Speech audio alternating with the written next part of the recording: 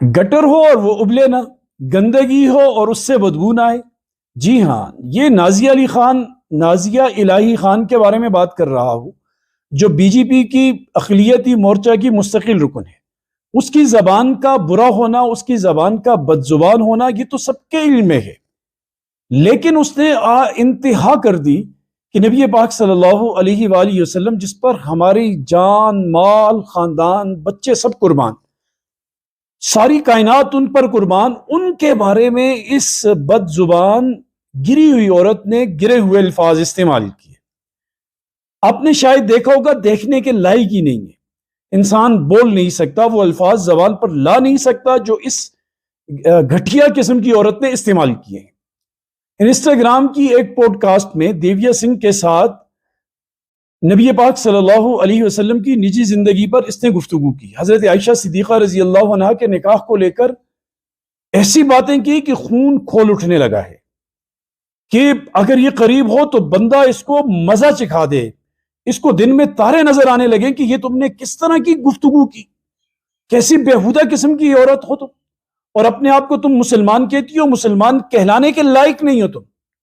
اس کا ماضی بڑا داغدار ہے، اس کا پچھلا سارا بیک گراؤنڈ اگر آپ دیکھیں، آپ نے شاید دیکھا بھی ہوگا، وہ انتہائی اسی قسم کی گند سے بھرا ہوا ہے۔ یہ وہ عورت ہے جو خود کو مسلمان کہلاتی ہے اور یہ سندور اور تلک لگانے کے لیے باقاعدہ مہم چلاتی ہے۔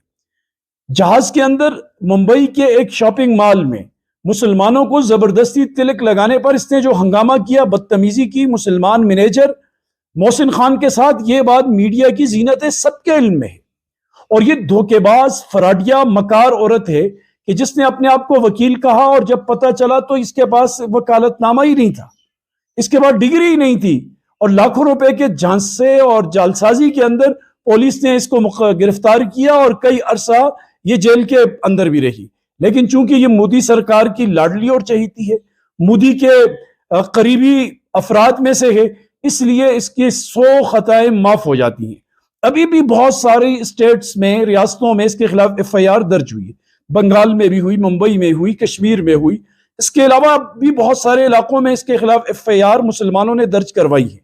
لیکن کیا ہوگا؟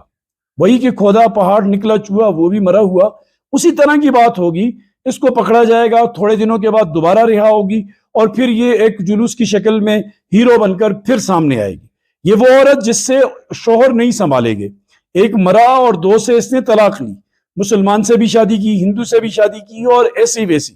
یہ بد زبان بے لگام عورت، یہ ایک ہم سب کے لیے سوالیہ نشان ہے کہ اس قسم کے لوگ معاشرے میں کیسے آ جاتے ہیں، اس قسم کے لوگوں کو اتنی بڑی تنظیمیں بڑے عہدے کیوں دے دیتی ہے۔ خیر، بی جے پی سے تو کوئی بعید نہیں، وہ تو مسلمانوں کی ازلی دشمن ہے، وہ تو چاہتی ہے کہ اس قسم کے لوگ آئیں جو اسلام کو، مسلمانوں کو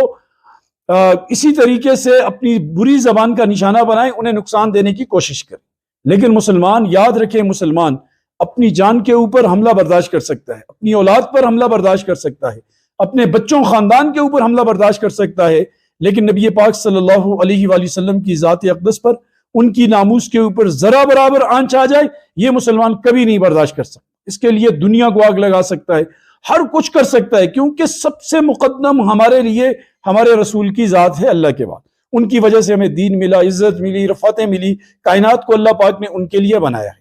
اب دیکھتے ہیں کہ انڈین سرکار، مودی حکومت اس کے بارے میں کیا کہتی ہے۔ ہم تو یہ مطالبہ کرتے ہیں کہ اس کو سزائے موت دی جائے، اس کو عبرت کا نشان بنایا جائے، تاکہ اور کسی کو اس طرح کی ہمت نہ ہو۔ اللہ پاک ہمیں نبی پاک صلی اللہ علیہ وسلم کی سیرت پر چلنے کی توفیق نصیب فرمائے۔